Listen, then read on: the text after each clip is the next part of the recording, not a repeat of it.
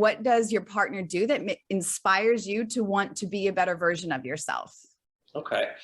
Yeah, so that's pretty multifaceted. I think there is a lot to be said when I see a partner taking responsibility for themselves in a relationship. And, I mean, obviously the balance of relationships is never symmetrical. It moves and it's fluid, but there's always a balance happening. And I feel like when my partner takes responsibility for their part in a relationship, however that comes out, I tend to be more inclined to take responsibility for my part. And I feel more motivated to elevate the relationship with the person I'm with. So if I end up in a relationship, or I've been in relationships where there was a lot of critique about me, I was always the one that had to change. I was the one that was the problem. The reason that there was disharmony because of everything that I did. And very few of my relationships that I feel early on did I feel like women were taking responsibility for their expectations, their frustrations, their past issues, and other relationships they carried into ours. And when I would face those things, I'd be disinclined to really lift myself up by myself, and I would be like, I'd feel defensive. And when I feel like a woman really takes responsibility for her partner relationship and perhaps the traumas of past relationships or family or whatever, owns up to them and is aware of them, and sometimes say if they come up, but she's like, oh, hey, there's actually some garbage that I have from a past relationship, something I really want to work through. I'm like, yo, let's do it. Like I want to lift you as far as I can. I want to lift myself with you. And it's really when you engage in partnership, not as people that are going to critique each other like teachers grading a paper, but really lift each other up. I feel like that has an amazing capacity to bring both people higher up, and it requires both to do it, right? Because I didn't engage in drama. I didn't bring a lot of drama. I wasn't angry about things. I didn't have big, explosive deals inside my own being. And in my younger years, that was a frustration a lot of times because women thought I didn't care about the relationship because I wasn't being explosive.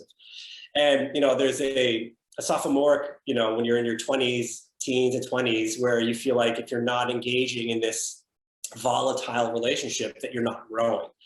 And I used to be confused by that. I was like, oh my God, am I dead weight? Am I not adding?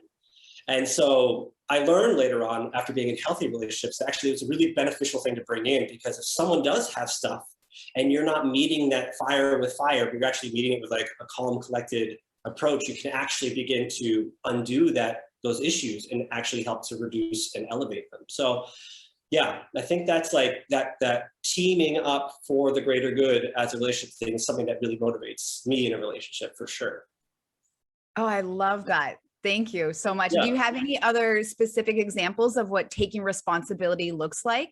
Yeah, so one example I had was a very long-term partner, and she was very aware of herself. And so let's just say she would say, I'm not going to speak for myself, but for her, she would say, there might be 5 things, 10 things in a day that frustrate me about what you do. And I asked myself, first of all, is this an expectation I've created around him? She would ask herself, is this an expectation I've created? Is it valuable to bring up? Meaning, if it's solved, do either myself or my partner, Joseph, gain anything from this? And is it worth our time and our energy to really bring up? And if those 3 questions did not come to like a yes, she just would just drop it and not even bring it up, and nor hold on to it. It wouldn't be like a resentment just waiting to be brought up later on. It would be dropped. So what happened there was that if we got into arguments or fights or whatever, the tendency would be that they wouldn't happen again. And they usually brought a benefit to both of us. And I had enough of a modesty, and I didn't have a huge ego to be like, if she brought it up because of the history of this awareness in her, I would take it very seriously and then try to see, okay, where am I lacking here, and where does an internal shift need to happen? And I would do my best to meet it. And now if it was something that I couldn't meet at the time, then the patience was made until I was able to. And that was just like, that to me was brand new. I had never had a partner before that ever went through that process in their mind. It was always just first thing they feel, they fire it at me like an arrow that can't be taken back. I sit there bloody and wounded, like, what did I do? And so that really, to feel like I could trust the arguments and trust the fights to actually have value, made me much more inclined to be humble in them and more inclined to grow in them. You just heard a small portion of the interview that I did with Joseph. If you would like access to the full interview, as well as other interviews that I've been doing with men, then you can sign up for the Adored program in the link below. It is a 6-week group coaching program for women who want to have an extraordinary relationship. One of the exceptional parts of this program is that you get access to interviews that I have done with men from all walks of life. Men who are single, who have been divorced, who are married for 2 years or 10 years, with kids, without kids. And in this, they share with you in a very intimate, vulnerable, unfiltered way about what works for them and doesn't work for them, what opens them up and lifts them up, and what shuts them down and they find controlling and nagging and emasculating. So if you want to hear what's really going on in a man's mind, then this is one of the benefits that you are going to get when you sign up for the Adored program. I hope to see you in there.